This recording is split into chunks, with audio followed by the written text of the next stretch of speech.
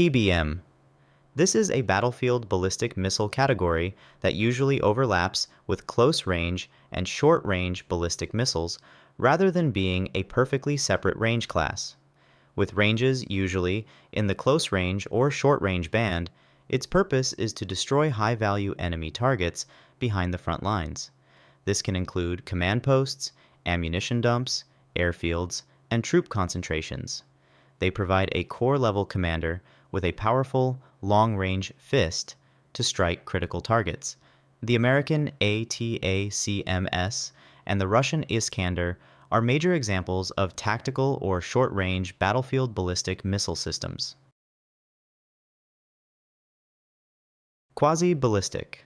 A quasi-ballistic missile is a ballistic missile that flies a lower, flatter, and more maneuverable trajectory than a traditional ballistic missile. Like a ballistic missile, it is rocket-powered after launch, but it usually follows a depressed or maneuvering trajectory rather than a classic high ballistic arc. However, unlike a traditional ballistic missile, it is designed to spend more of its flight at lower altitudes and may maneuver within the atmosphere. It can also perform aggressive maneuvers during its flight path to avoid interception.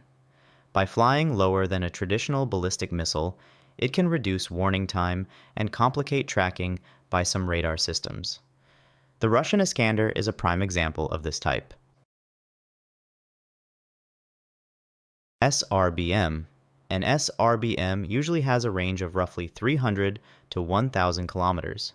This allows it to strike targets deep within a neighboring country, making it both a battlefield and a strategic weapon. For many nations, an SRBM is their primary tool of state-level deterrence. These missiles can be armed with either a powerful conventional warhead or a nuclear warhead. The Soviet Scud missile, made famous in the Gulf War, is the classic example of this class. MRBM. An MRBM has a range of between 1,000 and 3,000 kilometers. Missiles in this class are usually theater-level or regional strategic weapons, capable of threatening major military, political, and industrial targets across a region. Their range allows them to strike the capital cities and major industrial centers of rival powers from deep within their own territory. The Soviet deployment of nuclear-capable MRBMs and IRBMs to Cuba in 1962 was the central trigger of the Cuban Missile Crisis. IRBM. An IRBM has a range of between 3,000 and 5,500 kilometers. These are powerful strategic weapons capable of striking across entire theaters and, depending on geography, very long regional distances. For a country like China, IRBMs are a crucial part of their arsenal, allowing them to target U.S. military bases across the Pacific, such as those in Guam. During the Cold War, the U.S. Pershing II and the Soviet SS-20 were a major source of tension and were later eliminated under the INF Treaty. ICBM. An ICBM is the ultimate land-based strategic weapon, with a range exceeding 5,500 kilometers. These are long-range, usually multi-stage rockets designed to travel through space and deliver nuclear warheads across continents, often in roughly 30 minutes on many intercontinental trajectories. Some ICBMs are launched from hardened underground silos, while others are road-mobile or rail-mobile to improve survivability. The American Minuteman III and the massive Russian RS-28 Sarmat are quintessential examples. They are a core component of the nuclear triad. SLBM. The SLBM is the most survivable component of a nation's nuclear triad. These are strategic ballistic missiles similar in mission to ICBMs, but launched from ballistic missile submarines at sea. Their power comes from survivability. Because ballistic missile submarines are difficult to locate, SLBMs make a preemptive strike much harder and strengthen a nation's retaliatory capability. The American Trident D5 and the Chinese JL-3 are prime examples. ALBM.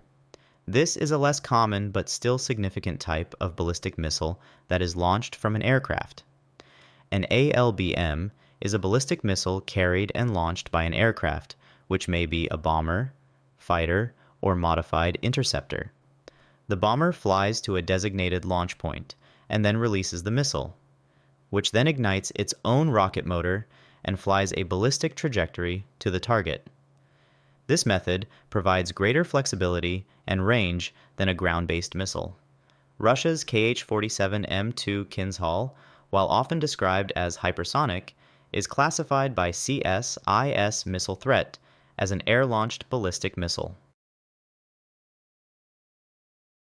FOBS. This is a terrifying and revolutionary concept from the Cold War, pioneered by the Soviet Union.